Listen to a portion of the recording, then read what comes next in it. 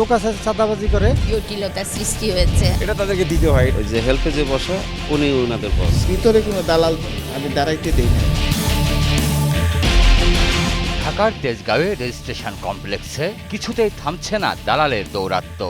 কিছু অসাধু কর্মকর্তার সঙ্গে যোগ সাজসে সেবাগ্রহীতাদের জিম্মি করে তারা।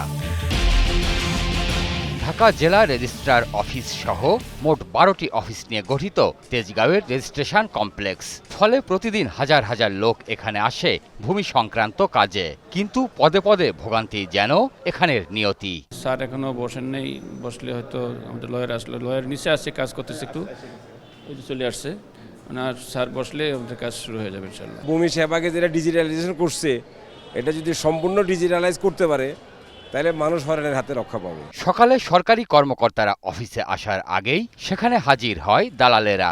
সেবা প্রত্যাশীরা এলেই ঘিরে ধরে দালাল চক্রটি, নানা ভয়ভীতি আর ভোগান্তির কথা শুনিয়ে সাহায্যের হাত বাড়িয়ে দেয়। বিনিময়ে তারা হাতিয়ে নেয় অর্থ।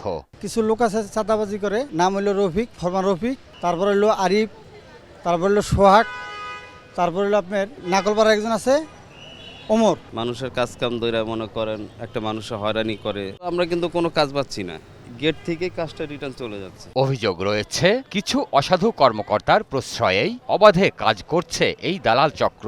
তাদের দাপটে প্রতিদিন হয়রানির শিকার হচ্ছেন সেবা নিতে আসা লোকজন। রুবেল আছে, পিন্টু আছে, পায়েল আছে, আরো কয়েকজন আছে। ওই যে হেল্পে যে বসা উনি ওনাদের বস। ও এখান থেকে কমিশন পায়। হেল্পেক্সের সামনে 2-3টা লোক আছে, হেরা ওই ওদের সাথে একটা যোগাযোগ আছে এই 5 জনের সাথে। দালালরা ধরেন না শুনি আর কি, বাহিরে হেরা গোল চত্বরের ভিতরে ওই পাশে মানুষ উৎপাত করে, ভিতরে কোনো দালাল আমি দাঁড়াইতে দেই না। এই দালাল চক্রের কাছে প্রশাসনও যেন অসহায়, চেষ্টা করেও থামানো যাচ্ছে না তাদের। কমপ্লেক্সের বাইরে থেকে আসলে সংগঠিতগুলো হয় আর কি, আর ভিতরে যারা আছে তাদেরকে সম্পূর্ণ মনিটরিংয়ের মধ্যে রাখা হচ্ছে।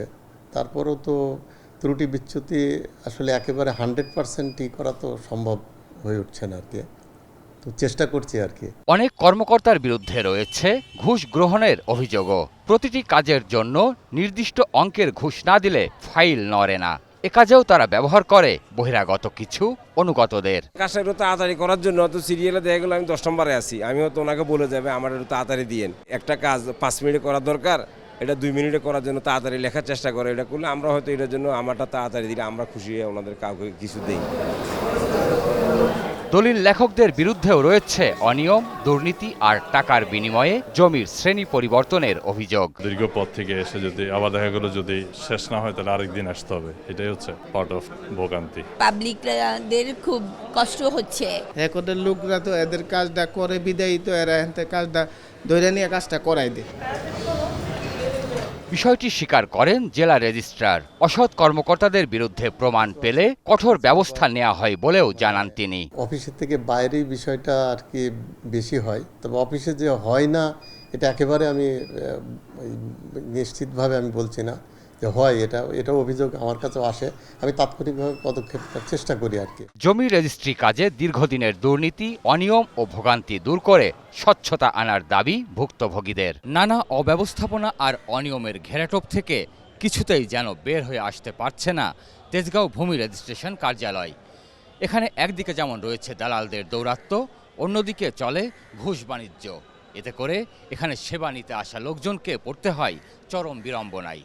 প্রিয় দর্শক, আপনাদের দুর্ভোগ দুর্দশার চিত্র তুলে ধরতে চাই 21 টেলিভিশন। আপনাদের যে কোনো ভোগান্তির কথা জানাতে ফোন করুন এই নম্বরে।